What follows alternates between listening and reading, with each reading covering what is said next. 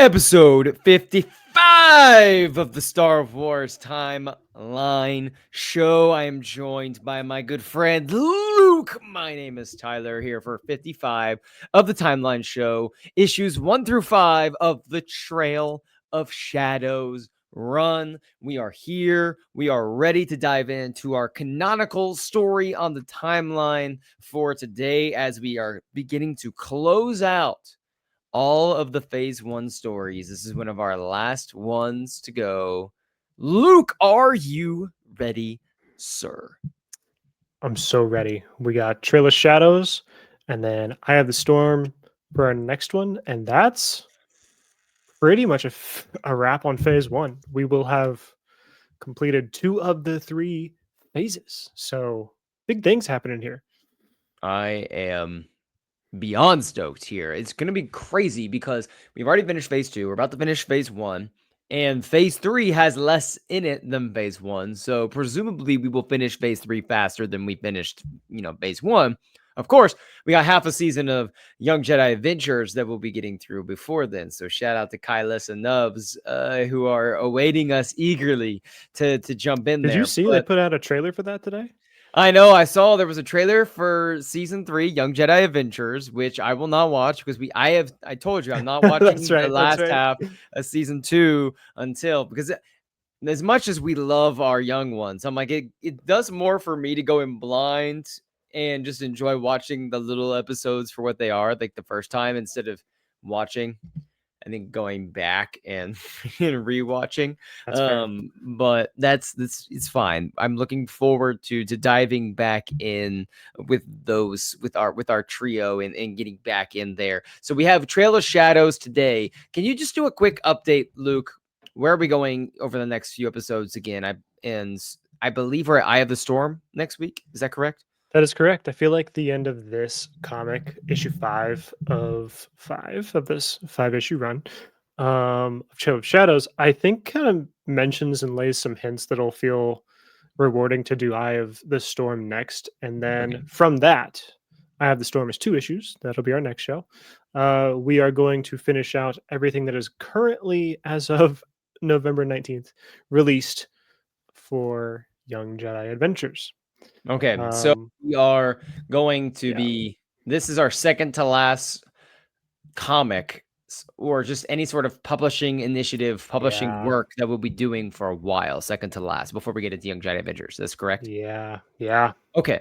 All right. I'm ready. I'm mentally ready. So, Trail of Shadows is a 5 issue run. For those of you who are joining the timeline show for the first time, just know that this show is, yes, it is a spoiler show, but it is designed for two things. This podcast is here for a couple of reasons. Number one is to provide you, the listener or watcher, depending on how bored you are. If you really want to sit and watch Luke and I talk and show pictures of comic books, and etc., more power to you. But this show is designed to alleviate some of the stress of following every story in Star Wars, because I think there is a group of people out there that does want to know what's going on in all these canon stories, but do not have the time to read through, watch through every little thing. And so that's part of what this show is to be that voice for those people, those eyes, those ears for those individuals that want to just kind of get the high points of something, kind of hear about new characters that they might not be familiar with, or figure out what those Easter eggs are for projects that they are up to date with, but maybe haven't caught certain things because they haven't read everything. That's what we're here for. That's what our crazy selves are doing by going through all of this. And then, the second of three things would be, I believe there are so many people in the Star Wars universe that have their niche thing that they love, but then there's not necessarily a ton of people that talk about every niche thing that they love. So it's like, here we go. If you're a Trail of Shadows fan, maybe there's 10 of them that just love Trail of Shadows, right? Then those are the 10 people that are probably going to watch and listen to this episode in completion. These aren't these shows we do, Luke and I, like, obviously we would love for episodes to take off. Some episodes do way better than others, right? But this is mostly to give, this platform for people who do love something. So if you're a big Trail of Shadows fan, this is for you. And then the last thing that this does, and then Luke, I'll allow you to jump in here, is it provides an opportunity for us to kind of, yes, we're going to review and critically analyze these and find these themes, but it allows us to find something that we love about Star Wars in every single project that's ever been done. And I think that's important because when we start looking through this, just truly, like purely through this is purely content, and I'm just absorbing and I'm just taking in content, and we lose fact of like the art form that is, writing, that just is Star Wars and the beauty that is Star Wars and why we're Star Wars fans. I don't love everything that we talk about, but I do find something that I want to enjoy while still critically analyzing it. I think those three things really encapsulate the timeline show. And yes, that is our, normal intros timeline show here for those of you who are listening for the first time. I would say that's a really good rundown of what our core three tenets are here. If I could throw in anything, it would be that I only have like a slight understanding of what it takes to make these projects. And so it's just kind of Mhm. also for me like a way to celebrate and give like congratulations, props to the Yeah, authors who work so hard to, especially the High absolutely. Republic, like working with other authors to make stories. Normally, you're just in a vacuum. I mean, you're Mhm. writing your own book that doesn't have to connect to someone else's book. You're writing a book, even if it's in Star Wars. It's like, well, I know The Empire Strikes Back happened. I'm gonna like take a beat from that, and I'm gonna do something between 5 and 6. Mhm. You're working with 10 other authors. At phase Yeah. 3, there's phase 2 stuff you've got to pay attention to, phase 1. So I mean, these people, whether it's High Republic or not, the writers Mhm. for all of these stories that we love, like, have worked incredibly hard to make these things Mhm. real. So it's just they deserve some props. Even if it's the worst book I've ever read, the worst comic I've ever read, hell, they wrote a book, they made a comic, they created They did something it. from their brain Yeah. and put it out there, which is more than I can ever say. So, More than I can ever again, say. Yes. always props to them. But Luke, are you ready to dive into Trail of Shadows here? I'm ready. Let's do this. So I want to say that you did not lie to me and you did not disappoint me because you texted me that the first spreads of Trail of Shadows first issue would just absolutely screw me up and make me just lose it. And you were 100% correct. I think I And we'll said get into that in page just a moment, like page one. But just an overview on Trail of Shadows before we start diving into the minutia here. This story is really about a Jedi and then a private investigator, Cyan, and a Jedi, Emmerich Catafor, I believe is his name. And the two of them form this really close relationship. And they're basically trying to uncover the secrets of the Nameless. Like, what are the Nameless? Like, what are these creatures that the Nile have? What is this weapon that the Nile have? They don't even know they're creatures for a while. This is a big project. They're undercover. They're trying to investigate, but the two of them also become really close. And so I think this comic run does two things, and we're going to kind of focus on those two things mostly. And that is one, starting to unravel the secrets of the Nameless and Marky Row, and of Aslam Rel, who we've talked about before. We're gonna kind of set the stage for getting to know Aslam Rel.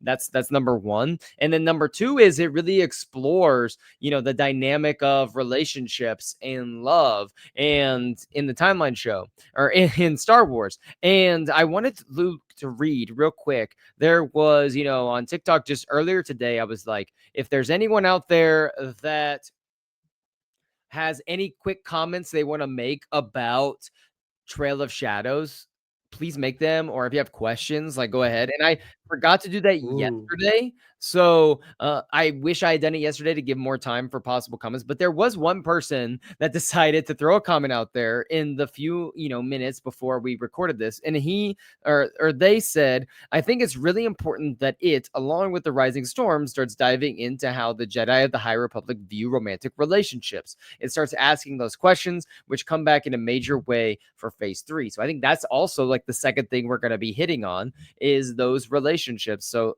thank you to Fabian 1971.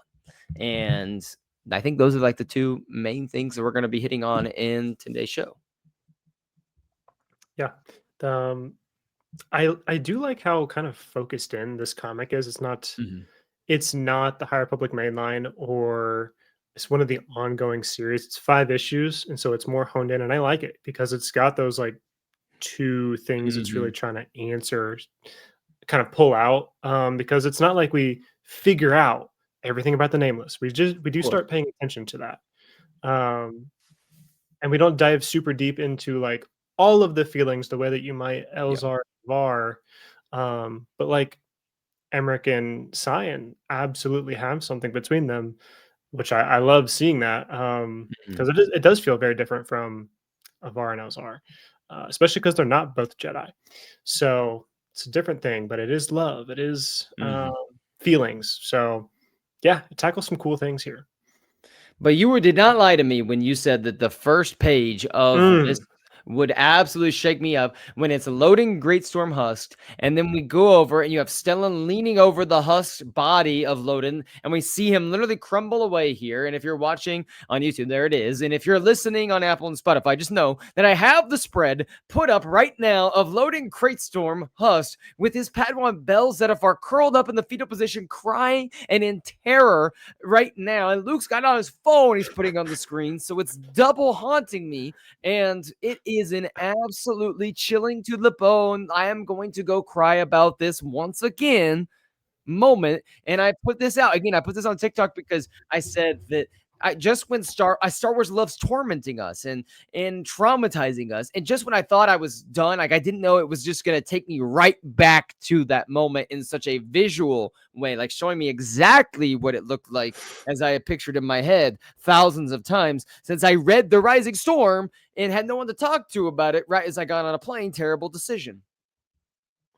that's also I've heard that story numerous times because Right. especially since we interviewed Kevin Scott, the writer, about The Rising Storm, Mhm.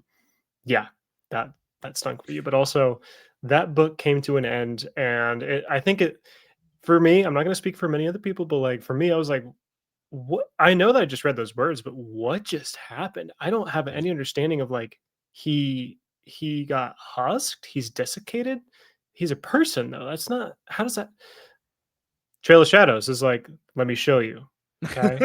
It said, yeah, we're very clearly going to Yeah. be showing you. So what happens is we have this moment where, it takes us back to what happens, and then we're going to launch forward. And we have these two main characters here. And then we have Stellan Geos that's going to introduce us to this character, Emmerich. Mm. And he is like the number one Jedi investigator. So Stellan's like, I need you to get on the case and figure out what happened that could do something like that to Loading Great Storm, one of the greatest Jedi masters of the age.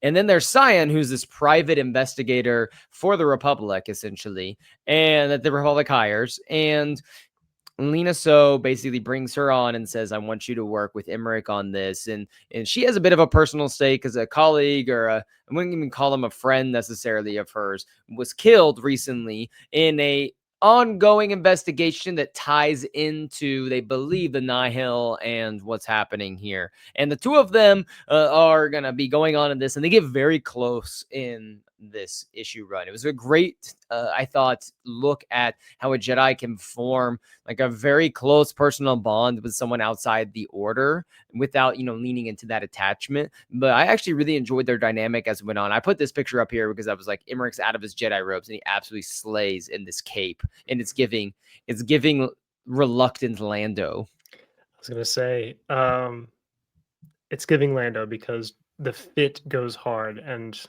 Lando's a You man see a of cape and you're like, fashion. Lando. Yeah, exactly. Yes, Cyan is interesting. They kind of brought. I gotta say, you kind of got to lock in to like really get the story going because her and Emmerich are in very, very different just jobs, like places at the beginning, and so I think it's more obvious where Emmerich is coming from. He's a Jedi. He's been tasked Mhm. with this thing that you've read in a book. Okay, go find out more about this. But Cyan, they have to bring in as like a brand new character. And so she's like essentially trying to find the dealer of this black market weapon. And we come to find out that that ties into the Nile. They are Mhm. the Nile are kind of being duped. Their weapons are being sold on the black market. So she's investigating that, and Mhm. those obviously come together. The Nile, the Nameless, these are, on the same side, so these two get paired up. And I do love that issue 1 gives us Lena So, because like she's Oh, yeah. amazing. Lena So's awesome. Can't get enough of her. And also Stellan. Stellan is amazing. He's a personal favorite of mine. So Mhm. Well, we um got some stuff to unpack with Stellan tonight. I am absolutely ready. You mentioned Lena So. yes. I love Lena So. That was one of the characters I wish we got a little bit more of, and maybe that's why we didn't get more of her, because sometimes maybe the political figures with what they were trying to do in the High Republic, uh, probably best if they go behind the radar a little bit. But I'm honestly, we've read Mask of Fear, which is in many ways a political thriller. And I would love a book centered around Lena So. And if you remember in phase 2 of the High Republic, we got Chancellor Greylark leaving Coruscant to enter into the fray herself. I kind of wish that, I guess I just maybe spoiled some phase 3 things that we don't get Lena So just entering the fray. I'm sorry. But, I do wish that even in phase 1, I've always loved Lena So. I would have loved a full-on story centered around Lena So, especially after the Rising Storm, when she's near death. She is out for blood as Nile blood at this point, but she is just one of the great Star Wars politicians we've ever seen. But I was glad we got a couple moments here with her where she was just a total, boss, boss mode and control, basically putting Cyan in her place too. Yeah, and not to go too much on a tangent, but she's so cool because she is the Chancellor of the Republic, and she's Mhm. got a heart of gold. She's so pure. She wants actually the best for all citizens and to bring more citizens in to give them better life. Right. And that's just such a direct contrast to like Mhm. Mr. Palpatine.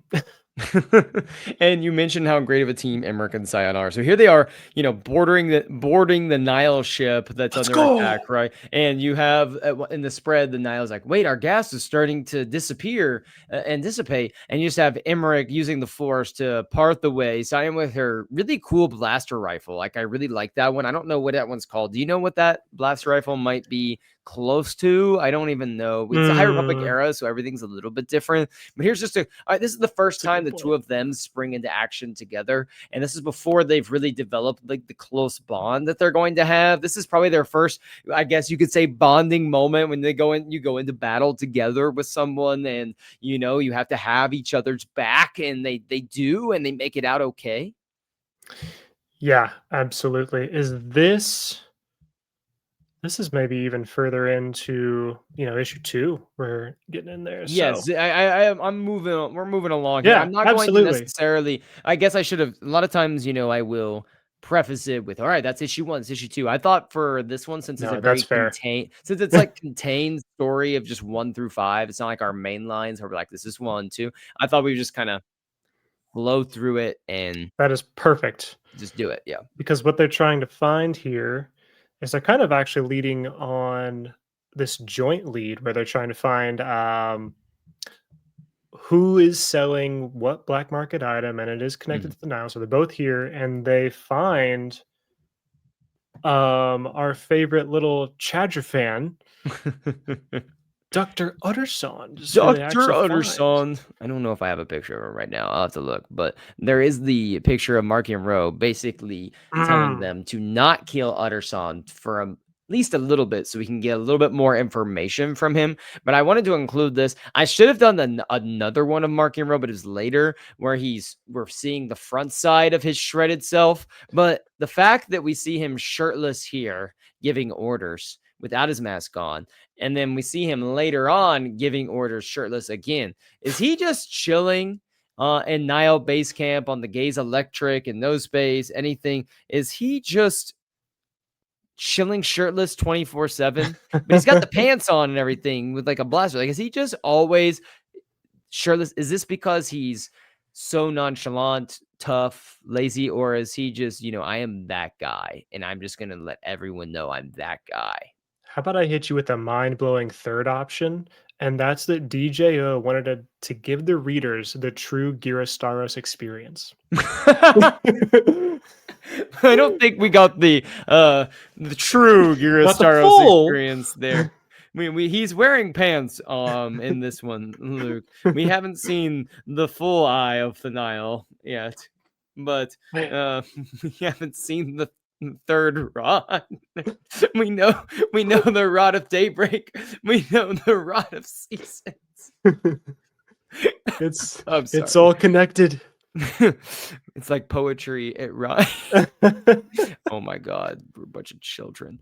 So, what is the name of this creature, Luke, as we're moving on? This one that's jumping down Oh my and gosh, wreaking yeah. havoc. It is basically the muscle behind Dr. Uttersond that is just taking everything out. I mean, it's a giant creature. I'm forgetting the name of it. It's like a Yeah. Zarnak, Tarnak. What is it? So his name is Erithab Fall, and Yeah, I wasn't remembering that. his species is a Tarnab. Okay, Tarnab, that's right. Okay. Do we know any other Tarnabs in Star Wars?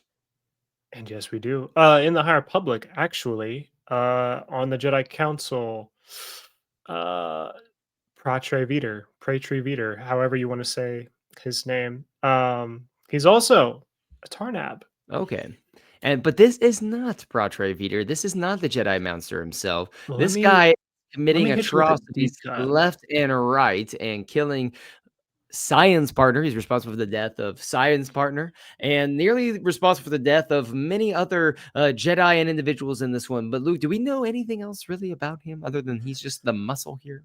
So, I I really could be wrong about this, but I do think he's a former member of the Shi'ar, which is like the Wind, which is like Marky and Rose elite 7 people guard forces that like do anything they say, anything he says, like with blind like obedience. And they're like the best ones. It's like who he takes. We'll talk about that more in the next one. We'll be talking about that pretty soon, guys. Don't you worry. But no, so I thought that was great. I included that one because you just see how massive Oh yeah. the Tarnab is. But okay, so before that moment, when Emmerich and Cyan are first on the case, there's a guy that gets absolutely destroyed by him. And it was Mm. it was the same species of the people that and the Utapau people, when Obi-Wan goes in episode 3 to Utapau and he talks to the guy and he says, third of level or something, thousands of battle droids. Droids. If you have warriors, now was the Now's time. the And then he time. leaves. He goes, did he say he was bringing anyone else? He's like, is he bringing additional troops? He He didn't didn't say. say. But what? It's like third level, thousands of battle droids. So Like I've he's a always liked, like Talon. we are being held hostage. Yeah. So what are those people called again? You're the creature guy. You're the species man, the creature Yeah. man. I go to you for guidance. He kills a Powan because they're A from Powan, the that's right. Utapau is made up of 2 indigenous species, the Uti and the Powans. Okay, so this is why you're the best, Luke, because I always remember the names of these things after you say, I'm like, oh yeah, that's right, that's right. But The just Powans. you can clock it, you Like just know it, you just the bring Grand it out. Inquisitor, a Powan.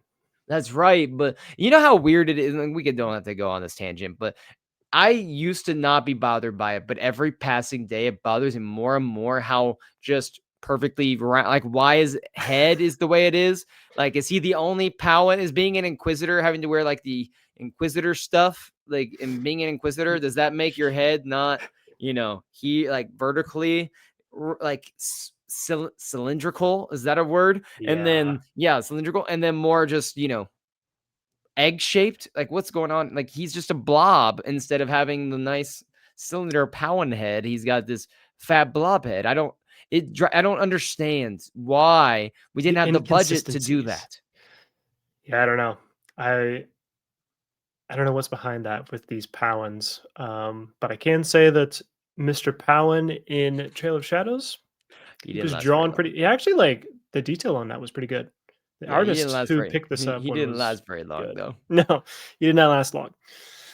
So Emmerich and Cyan, they're forging this very close bond over the first couple of issues, and they find, this place that the Nihil have defended before, and there are just a few words there. It's the Shrika. Is it Shrika Rai or Shrika Ray? Because I've always said Shrika Rai. Right, I've always said that, but there was a line in the comic where it was like Emmerich asked Stellan, or Stellan asked Emmerich about why like it was said like that, and he said, well, I guess they just needed a word that rhymed with away when they're gonna Yeah, like.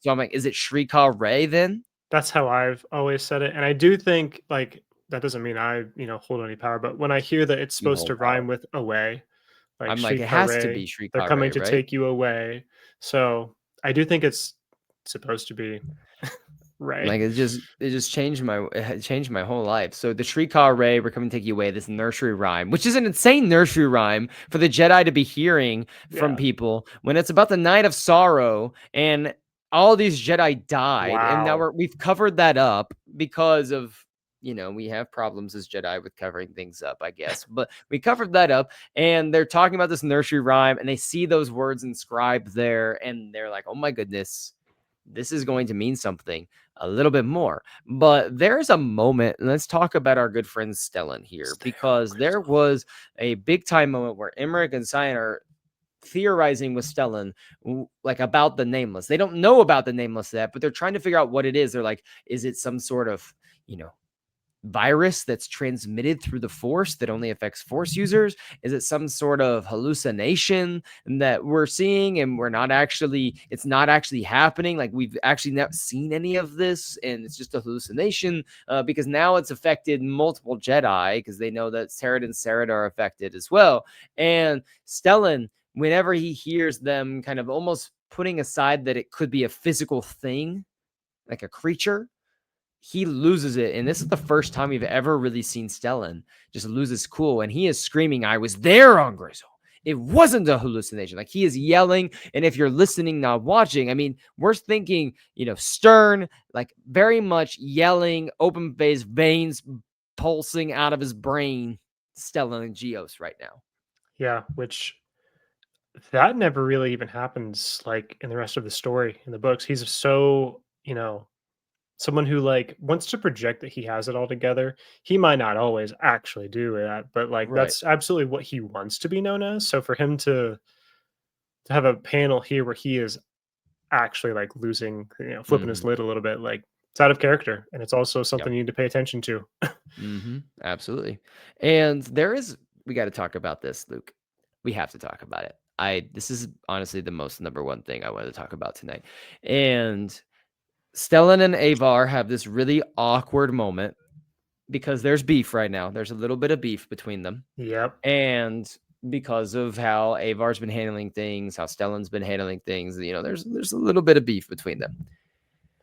And Emmerich makes an allusion to how, we are all Padwans together, you know, Stellan and Avar have always been really good friends. Stellan, Elzar, Avar always been really close, maybe a little more, dot, dot, dot. And then every time he starts talking about it with Sion, like he doesn't go all the way into the details. And I'm like, whoa, because we've heard Stellan's POV to Elzar before about how he always felt jealous of Elzar and Avar's closeness, and he felt like the odd one out. And we know that Elzar and Avar got freaky in the Jedi temple sheets as Padwans, like, and we as young Jedi, like we know that for a fact. That's said explicitly in the Rising Storm, and we have this, later from Stellan as well. So there is a part of me that believes that when Emmerich is saying this, that okay, that didn't happen because we know that Stellan was on the outside of it all. But what if it's not? What if it did happen, Luke? But also, what if the perception of the rest of the Jedi that this was a thruple and not Mm, a couple, with Stellan just being like their best friend too? I'm very invested in this. yeah, it is super interesting because there is no, like, journal of Elzar Man that's been published or anything like that, or like Gosh, something we of the need type. that so bad. My gosh, but I would We need say a that Firebrands book. Padawan exactly. I was Firebrand. gonna bring that up. That like that was their name. That like those three are known as the Firebrands. They're kind of inseparable together. Mhm, They're such good friends. I would say, I would believe that the outside, observationists would be like, "Oh, those 3 are like those might be like, all of them kind of together-ish." Like, I don't know, they're kind of figuring it out as they're coming of age and mhm, learning about themselves and maturing. Like, I think those 3, like, got something going on. Inside the group, Stellan, I totally believe, would also be like, "I'm, like, great friends with y'all. Like, we mhm, are such good friends, and you 2 are actually kinda together, but, like, I'm friends with her, I'm friends with you, like, I can just third wheel super comfortably." I mhm, could believe that, like, that's all of that is true, that, like, an mhm. outside person would be like, "Those 3 spend a lot of time together, I think there's something there." Stellan knows that he's like, "Eh, Yeah, he's I." okay. He's like, "I'll turn a Yeah. blind eye to this." Yeah. But that is the one if I had to put a list together of the cardinal sins of the High Republic, Mm, and there's not many of them. Like, I love the High Republic. There's it's a short list. Number 1 on my list, honestly, and it's tough because there's like 3 things I kind of fluctuate on. I'll hit on those later, maybe as we wind down in the High Republic completely, but this is a perfect time to bring it up. Number 1 on my list is we never have Elzar, Avar, and Stellan together. It never happens. They're mentioned. We have a lot of Elzar and Avar together. We have a lot of Elzar and Stellan together. We have just a little bit of Stellan and Avar together comic wise, and there's none of the 3 of them. We hear all about how the 3 of them are inseparable and they jump around, but just having nothing where it's the 3 of them, I just really wish that one of the books that we had was the 3 of them together and we got that dynamic because it would have almost made Stellan's death hit a little bit more for me than it did when I was reading The Fallen Star. And that to me is like the number 1 cardinal sin. And of course, we interviewed Kevin Scott. We talked about this, and he mentioned how the reason why he didn't put Avar into the Rising Storm was because at the time Stellan was supposed to live, until the very end of it all, and the he's got leading, time, being you know? someone like leading the crusade to go and leading the charge to go, end it all, right? And so he was like, I felt like we had plenty of time to tell the stories with them together, and then of course things changed.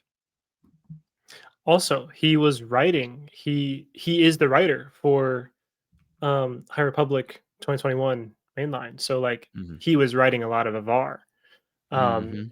in a different storyline Yep. concurrently. So like he knew that like, oh, I can like not have to put her in the Rising Storm because I am also writing her a lot in my other like thing. Like Mm, so, good point. That's right. yeah. That is correct. So back to Trail of Shadows, there was the brief moment right towards the end where, and I want to make sure I put this here. Not sure. I think I may have forgotten, and I'm a little I bit do have disappointed. I have a really funny. I really feel like I need to bring this up. So Okay. when we were covering the High Republic Adventures 11 through 13, they have the Jedi Rumble race. Yes. Oh, I know where you're going with this. Yes, go. And you made the comment. We're on one page. He goes, "You go, who is Ram talking to?" He says, "Hi, Master Stellan. Hi, Master Emmerich. Hi, pretty lady I've never met before." And you go, "I've never met that woman before." And I went, "Hmm, you're going to." And we have that scene play out Yes. exactly on page again Yes. I because laughed it's out Daniel loud Jose when I Older. read that. I laughed out loud when I read that. I was like, "Oh, there's the lady that she's Zion. I put it together now. Zion's the lady that I've never met before." I love No, that. so no, that was funny. That was a great one. But what I was gonna say, I thought I had the image, and I guess I forgot to upload it. And it's of Emmerich and Zion sharing a very, personal hug at the end of this when Emmerich was talking about the struggle of, feeling isolated, maybe feeling alone, the struggle of not knowing what's out there. And struggling to keep it all together. And it was just a lot of struggle. And then Sion just letting them know you're not alone. Like, I'm in this with you. And the two of them embrace. And that was kind of we knew their relationship had grown a lot deeper, but that was the solidifying moment where these two are truly an item. I'm not saying like they're not like dating or, anything like that, or there's some relationship, but they're truly a pair at this point. And uh, I might be wrong, but it looks like they're having this conversation, this really good, heartfelt conversation in the arboretum of Starlight Beacon. Mhm. It at least looks like that. It's a It space pretty sure it is. station with this big garden, and so I can't help but be called back to the end of Light of the Jedi, where Mm. Avar and Elzar are just kind of having a conversation for the first time that we get to see of pouring your heart out. This goes differently. I will say this goes Mhm. very differently than that one did. So Yeah, I like that absolutely. they have such a wholesome like vibe to them. There's not really any kind of like crude or ulterior motive or like Mhm. one person's not really interested in the other. It's nice that like Cyan has she's a regular person. She's not in the Jedi Order. She gets to fully be like into it, no reservations, Mhm. and Emmerich does have to kind And of she knows, he's like, "I yeah, fell for someone completely unattainable," is something she says in the run, yeah, but she's like, "It's okay, like, I'm okay with that," yeah. and that's kind of beautiful, in a way. So, Luke, can you do me a favor? Tell me about this really cool, awesome looking spider ship.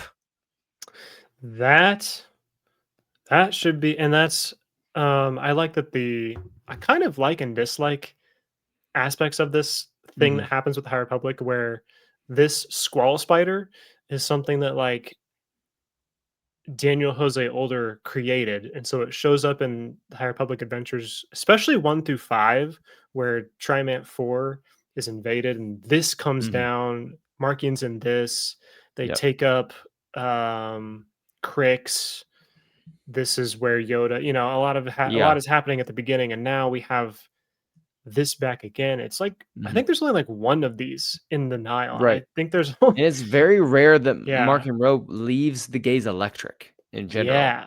And so for him to go in this, and for those of you who, are just listening, not watching, just know we have essentially a spider in space. It's essentially what it is. You got the spindly legs on the outside that are each moving their own way. And it's a flying giant spider with, laser beams. Yeah, it's very deadly. It's probably one of the deadliest, most dangerous ships you could come across in space at this point in time. Empire's not a thing. Like this is going to be your like Imperial Star Destroyer equivalent. Like you Mhm. see this thing, you Yeah. run. You see it, you run.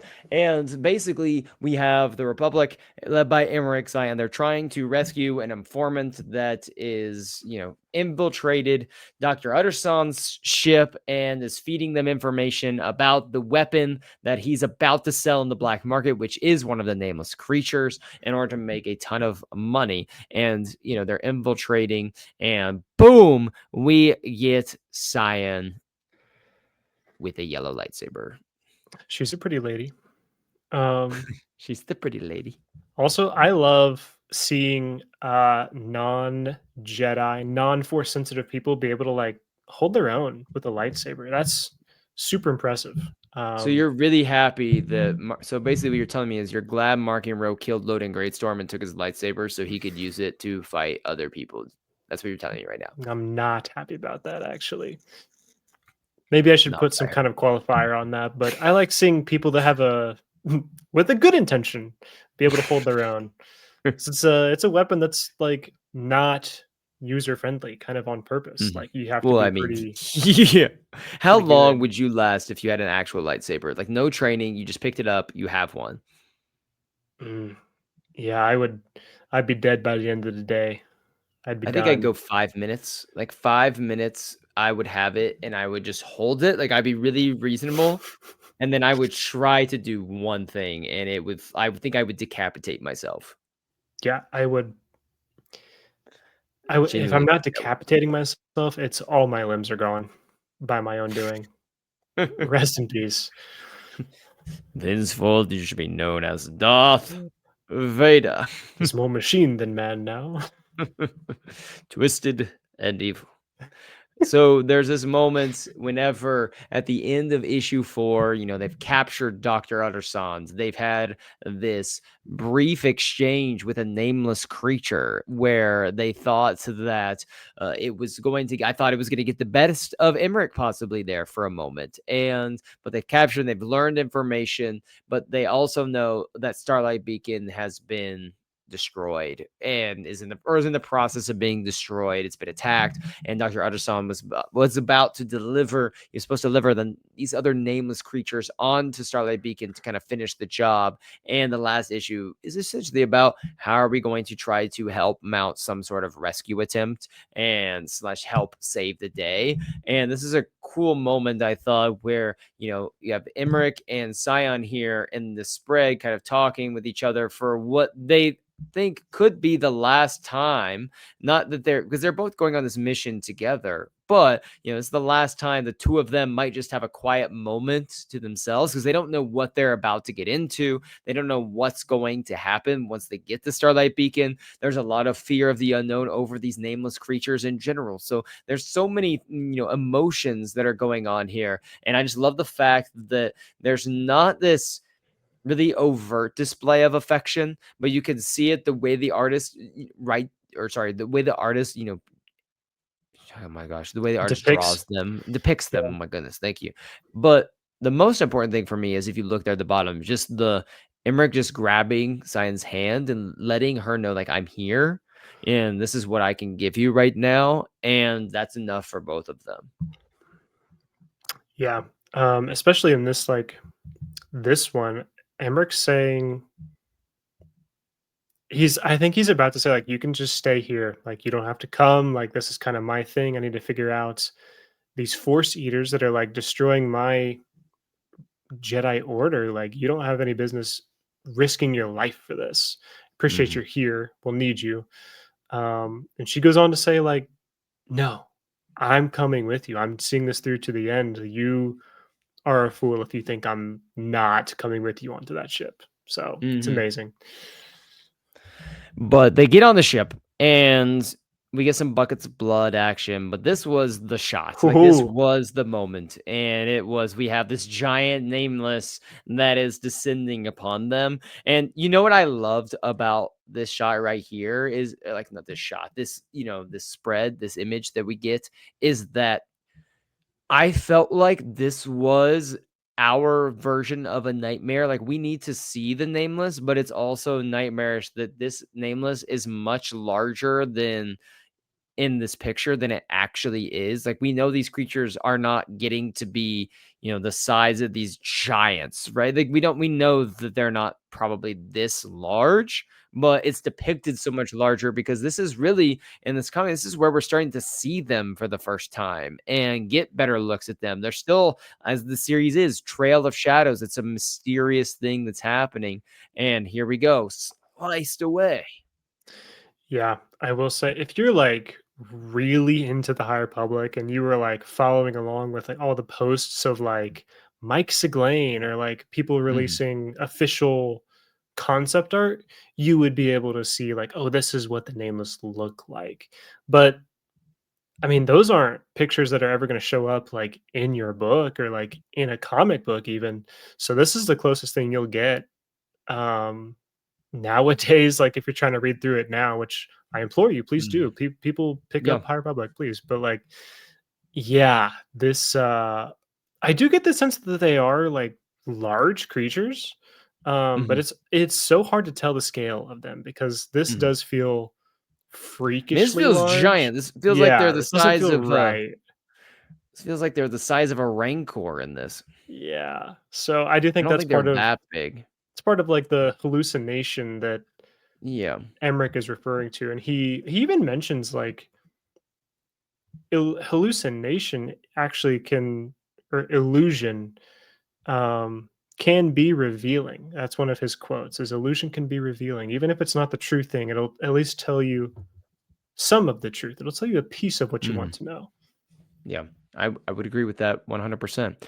And a few other notes to round up.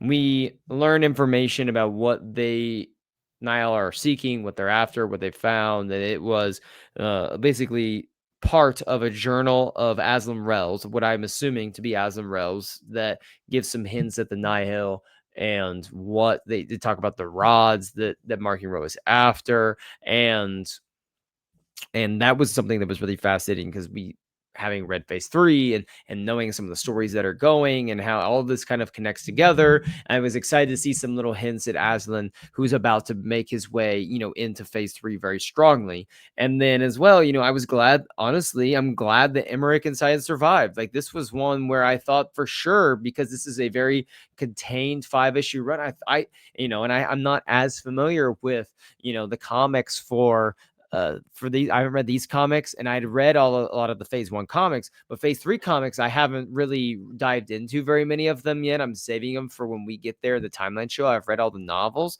but I was actually quite surprised that they both survived. I thought this would definitely be a someone is biting the dust, but I was really excited to be wrong. And isn't it kind of refreshing for a High Republic specifically story for not to have like a main character or someone Mhm. bite the dust? Because I feel like Bite the dust or be death is quite separated from us. common um, And it can happen in to High anyone. Republic. Yes, anyone. Mhm. Absolutely. Well, Luke, any other final thoughts on Trail of Shadows? I thought it was a solid 5-issue run. I really enjoyed it. I loved how we got some serious romantic vibes from Imrik and Sion, talking about what it looks like for a Jedi to have these romantic feelings and how they might navigate that, and what does it look like for someone who kind of has these feelings for a Jedi. And then of course seeing the little pieces put together with the Nameless and watching them sort through that, and some of the Stellan and Avar of it all. I really enjoyed how there are Easter eggs throughout this that connect to all the other projects. And then I could think about other projects I read down the line where I'm like, oh, that Trail of Shadows moment that I just read is going to pay off later in a way that I didn't know before. Yeah. Um, I do feel like we've kind of positioned this pretty well because before this was our edge of balance, and that kind of alludes to Mhm. why are the Nameless going at Banshee? And it's to get this You say like we. Don't say we. You organize the spreadsheet. You are the master of the spreadsheet. You are the master of the sacred timeline. You are the one that deserves credit for making sure that this flows well. So you get all the flowers for that. I'm a little surprised that it has turned out that I can like see a through line as well as I can because I can't say that I like See a saw it coming narrow this way. well, but like as narrow a way through as Paul Atreides would say. But they're trying to go to That's right. Banshee to get this like journal of Aslan Rel. Well, we see that pop up here that Mhm, like Dr. Ederson has a page of it talking mhm. about the Nameless, talking about the rods, and I think it's going to work really well to flow into Eye of the Storm I'm comic. Yes. mhm. Yes, I have the storm. I was like, I have darkness, I have the storm, which is gonna That's like coming up soon. yes, that's gonna be coming up soon, but this will feed right That'll be into yeah, that'll be yeah. It'll be a yeah, bit it'll be a minute because we have a yeah, hot it'll be minute. a minute. We have yeah, it'll be a few months probably. Might be because of Young I mean, Jedi we'll do Eye Adventures. of the Storm, we'll do next week. We'll have Young Jedi Adventures. I think we have like what, 10 episodes of that? Something like that. 8 or 10 episodes, I believe. Yeah, it might be less than that. Yeah, it might be like 8 Mhm. of So our anywhere from episodes. 3 to 5 shows, of Young Jedi Adventures to do, and then I believe we have 3 or So, 4 Tales of yeah, Light and Life stories. So probably a few months. We'll probably be on Eye of Darkness in February. I would say probably February, March, February. which will probably, I mean, honestly, would probably put us at this time next year being firmly in the Clone Wars, I would imagine. I could see that, which is gonna be so fun. Because after the High Republic, it gets a lot quicker on the reads, because sometimes what takes us a while with the show is having to read like novels and Yeah. taking a few weeks to make sure we get the novels read or refresh our Yeah. memory on novels, but not having, once the High Republic's over, it's essentially going to be, a few comics like Jedi. You have some Jedi Knights comics, you have some Tales of the Jedi episodes, we have the Acolytes, obviously, that we'll cover, and then right after that, Phantom Menace and Clone Wars. So I'm excited for that. Exactly. I think you might be surprised with how many comics there are surrounding the Phantom Menace before and after and Attack of the Clones. You might actually be surprised, but I probably will be. Probably uh, will be. There's probably so many, and then there's a couple books, but there's I don't know. multiple Mace Windu comic runs. There's one of them that I read when I wasn't supposed to on my honeymoon.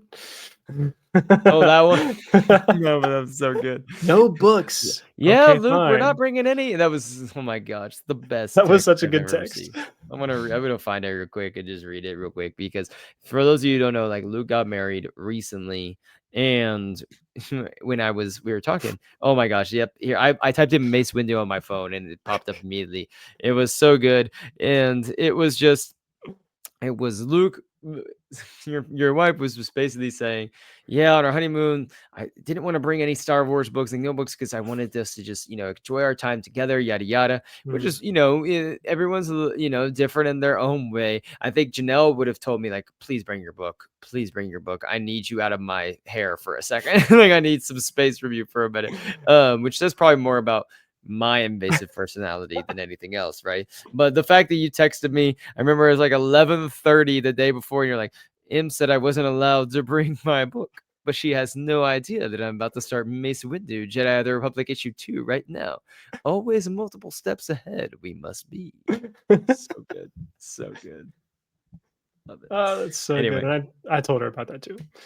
She laughed. He's like, "I confess." But it was after you finished the comic, right? Absolutely. Absolutely, yes. Let's go. All right. Well, Luke, it has been a pleasure as always for episode 55 of the Timeline Show. Check out Star Wars News Net for all the other episodes of the Timeline Show on Apple, Spotify, YouTube. We'll be live. I don't know if I'll post this before, but tomorrow's show. But if not, you always can check us out here on Star Wars Newsnet Live, 10 o'clock Eastern Time, every Thursday, 10 o'clock Eastern Time, Star Wars Newsnet Live. I do not know what we're going to be talking about tomorrow yet. I'm going to sleep on it, figure it out in the morning. Text me if you have any ideas, Mr. Luke. I 'Cause I'll would be there. love any ideas that you have. We're going to be starting, I've been saying this for a while, we're going to start a Mando rewatch pod with Tom pretty soon. I will do that. I probably will have some actual time to watch The Mandalorian again over the next couple weeks. My schedule will actually slow down just a little bit before it ramps up to a pace I have never experienced before in January. So that is going to be a wild ride, but it's going to be just fine. And as always, you can follow me on Star Wars at Tiber5, but please go follow me on TikTok at Star Wars Book Dude, where I talk, guess what? About Star Wars books It's and a awesome. lot of other random stuff too, like Survivor, which was fun tonight. Anyway, all right. Any last words, Luke? I'm having a great time and I'm looking forward to 55 more episodes. I actually counted out, I think it's episode 61 because I joined after episode 11. The first 11 were with Brian. So episode 61 is going to be my 50th, personally, Oh, my 50th episode. So that'll be cool. That's coming that's up. that'd be fun. That is coming up. So episode 61, will we be doing Young Jedi Adventures an Oh, we episode? will be. Let's go. All right. For a light in life, remember that we are all ready for our next round of Young Jedi Adventures. And we're the Republic.